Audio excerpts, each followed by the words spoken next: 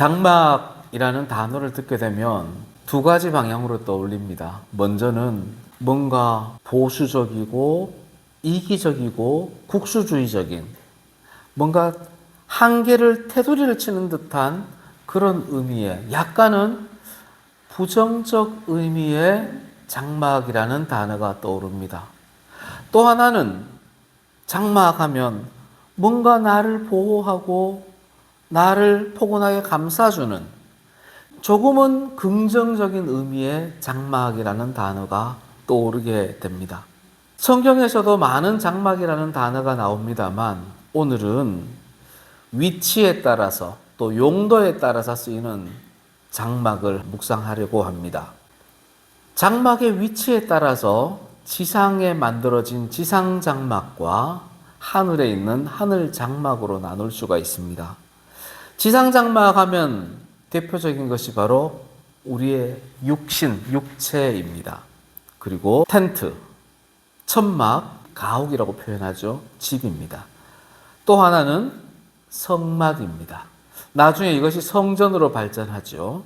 반면에 하늘에 있는 장막은 구원받은 성도들의 거처가 바로 하늘 장막입니다.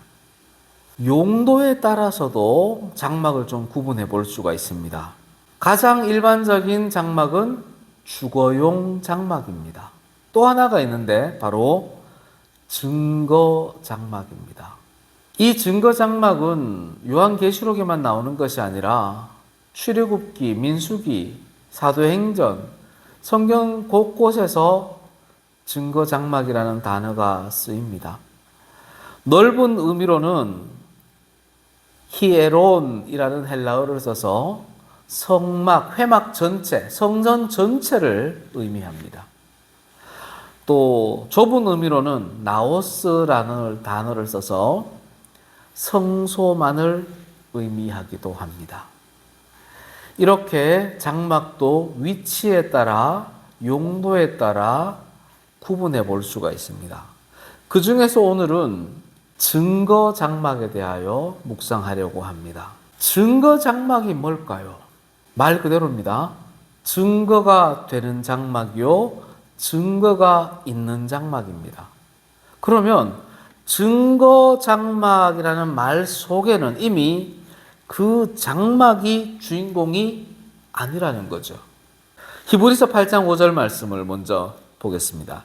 그들이 섬기는 것은 하늘에 있는 것의 모형과 그림자라. 아멘. 모세가 지금 이 광야에 건축한 이 증거 장막은 본질이 아니라는 겁니다. 뭔가 다른 무언가를 증거하는 것이 바로 증거 장막이죠. 그렇다면 무엇을 증거하는 것일까요? 이 증거 장막이 증거하는 것은 언약을 증거합니다. 계시록 11장 19절 말씀입니다. 하늘에 있는 하나님의 성전이 열리니 성전 안에 하나님의 언약궤가 보이며 아멘. 하나님께서는 언약의 증거로서 이미 많은 것을 우리 인생들에게 주셨습니다. 가장 대표적인 증거물이 뭐였냐면 무지개입니다. 노아 홍수 사건 이후에 물론은 다시 심판하지 않겠다면서 우리 인생에게 주신 언약의 증거가 바로 무지개입니다. 구원받은 백성이라는 증거로 우리에게 주신 것이 있는데 그것이 바로 할례요 세례입니다. 하나님은 우리에게 많은 언약의 증거들을 주셨는데 마지막 때에 증거 장막을 열고 성전을 여시고 우리에게 보여주신 언약의 증거가 또 하나 있는데 그것이 바로 언약궤입니다. 언약궤 안에 뭐가 들어있을까요? 히브리서 9장 4절에서 말씀하는 것처럼 만나를 담은 항아리, 싹이 난 아론의 지팡이, 그리고 십계명이 새겨진 두 돌판. 언약궤를 보여주셨다는 것은 언약궤 상자 그 자체를 보여주시는 의미보다는 이 언약궤 안에 있는 것이 무엇인가, 그것이 의미하는 것을 우리에게 보여주는 겁니다. 만나 뭐겠습니까? 우리가 일용할 양식을 보여주시는 겁니다. 세상 사람들은 정말 식당에 가서 먹는 그 음식만을 생각하겠지만 우리 그리스도인들이 만나 하면 가장 먼저 떠올리는 것이 바로 생명의 양식 말씀이죠. 아론의 쌍난 지팡이를 생각할 때 우리가 가장 먼저 떠오르는 것은 대제사장의 사역을 떠오르게 되는 겁니다. 그래서 예수께서 대제사장 되신 예수께서 우리를 위해 사역해 주시는구나라는 것을 떠올리게 됩니다. 또 언약의 돌판, 십계명 돌판을 생각하면 하나님이 우리에게 말씀하시는 이 성경 말씀을 가장 먼저 떠올리게 됩니다. 공통되는 게 뭘까요? 언약궤를 보면서 우리가 하나님이 뭘 보여주시지 생각할 수 있는 게 있어요. 그게 뭘까요? 바로 예수 그리스도의 복음입니다. 예수 그리스도의 언약의 말씀을 우리에게 보여주시는 겁니다. 아, 증거 장막이 열리고 성전이 열리니 언약궤가 보이는구나. 끝. 이렇게 생각하면 안 되고 언약궤의 진정한 의미까지도 우리가 생각할 수가 있어야 합니다. 출애굽기 25장 22절입니다. 내가 거기서 너와 만나고 내게 명령할 모든 일을 내게 이르리라 말하리라. 아멘. 민수기 9장 15절입니다. 성막을 세운 날에 구름이 성막 곧 증거의 장막을 덮었고 저녁이 되면 성막 위에 불 모양 같은 것이 나타나서 아침까지 이르렀으되 하나님의 임재와 보호의 증거가 됩니다. 이 증거의 장막을 통해서 하나님이 그 위에 역사해 주시는 겁니다. 이 증거 장막은 또한 예배 제사의 처소입니다. 모세가 세웠던 이 증거 장막은 대표적인 제사의 처소입니다. 속죄제, 번제, 속건제 등을 통해서 수시로 자기 죄를 이 증거 장막에서 속죄의 제사를 올렸던 겁니다. 또한 이 증거 장막에는 분향단이 있습니다. 분향단은 계시록과 연계를 한다면 성도들의 기도의 향연입니다. 다시 말해서 회개의 기도가 있는 곳이 바로 증거 장막입니다. 뿐만이 아닙니다. 이 증거 장막은 사역의 자리입니다. 각자의 달란트로 하나님을 섬기는 것이 바로 증거 장막입니다. 과거에만 이런 증거 장막이 의미가 있느냐? 그렇지 않습니다. 증거 장막은 우리 성도들이 항상 나아가야 할 목표 지점이 되어야 합니다. 하나님의 언약의 증거들이 있는 그 증거들로 우리의 마음을 향하게 하는 것이 우리 인생의 목표가 되어야 하는 겁니다. 그것이 바로 증거 장막입니다. 문제는 천년 만년 갈 것 같은 이 지상 성막이 한순간에 무너져 버렸다는 겁니다.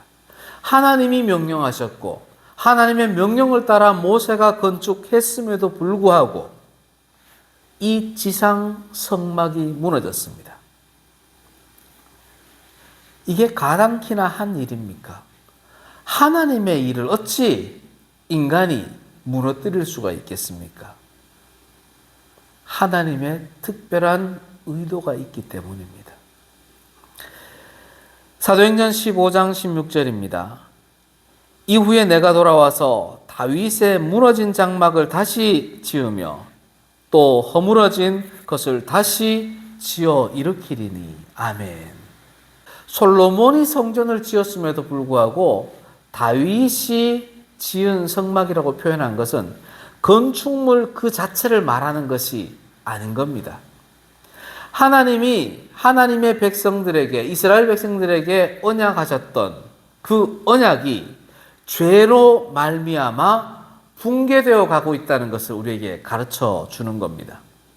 붕괴된다는 것은 나쁘게만 생각하면은 망했구나 이렇게만 생각할 수 있죠. 그런데 긍정적인 의미가 있습니다. 다시 지어 일으키리니. 히브리서 9장 8절입니다.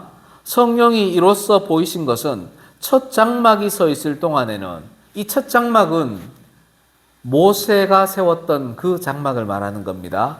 인간이 세웠던 건축물로서의 성전을 많이 말하는 겁니다.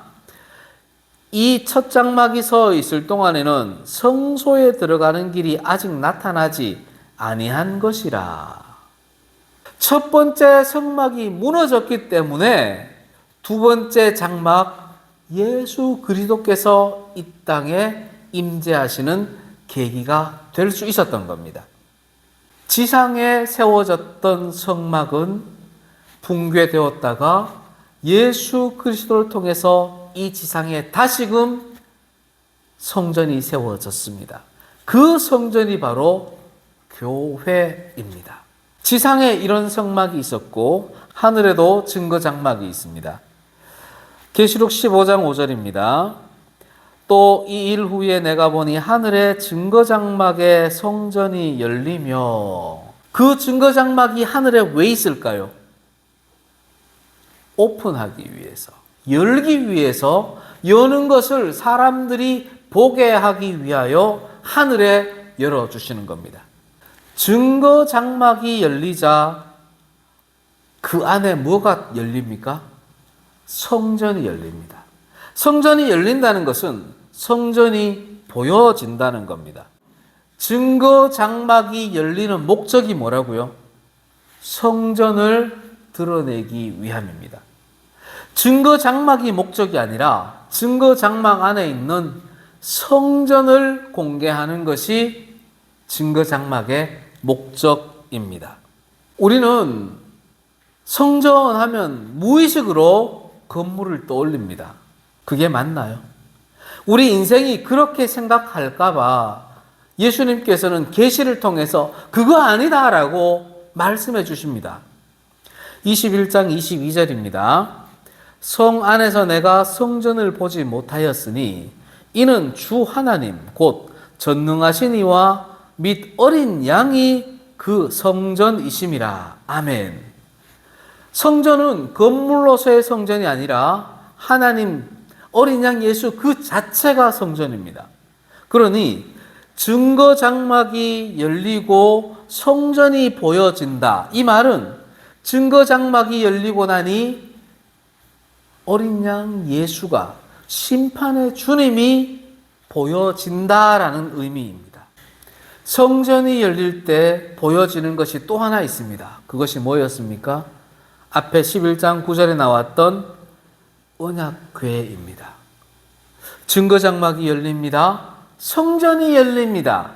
성전이 열리고 나니 언약궤가 보입니다. 성전이 열리는 목적은 우리에게 말씀을 주시기 위함입니다. 이제 닫혀있던 장막이 열리고 성전이 오픈이 됩니다. 그리고 나서 그 성전이 그대로 가만히 있느냐? 그렇지 않습니다. 그 성전은 우리 성도들에게로 내려옵니다. 요한계시록 21장 3절입니다. 보라, 하나님의 장막이 사람들과 함께 있음에 하나님이 그들과 함께 계시리니 그들은 하나님의 백성이 되고 하나님은 친히 그들과 함께 계셔서. 아멘. 성전이 곧 어린 양 예수고 하나님이라 했습니다. 그 하나님이 누구와 함께 있겠다고요? 백성, 성도와 함께 있겠다 하십니다.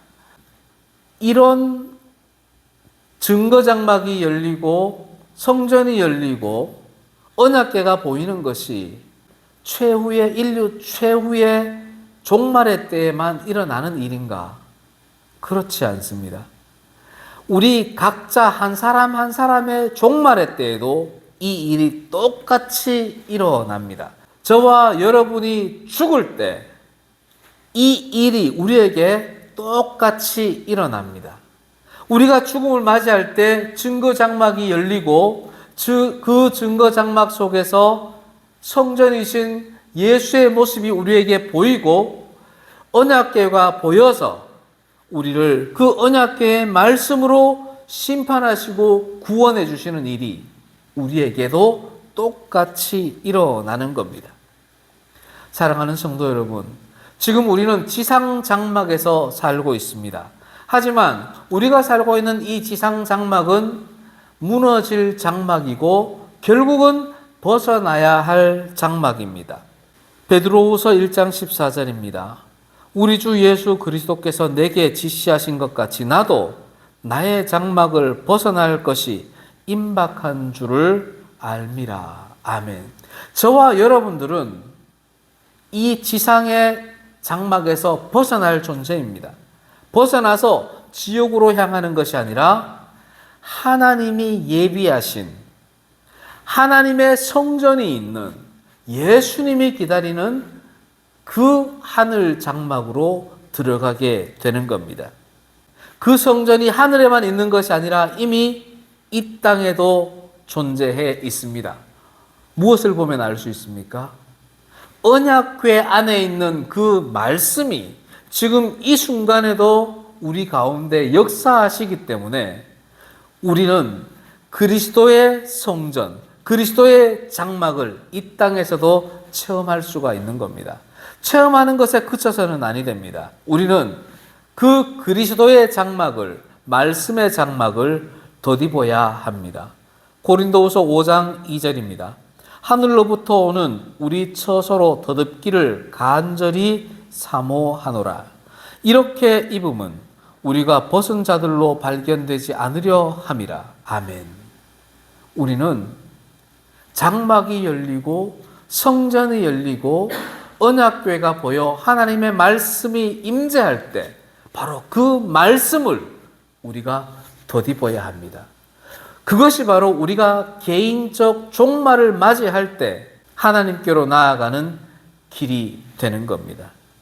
사랑하는 성도 여러분, 알므로, 믿음으로, 행함으로 그리스도의 장막을 덧입는 지혜롭고 거룩한 백성으로 이 땅을 살아갑시다. 아멘.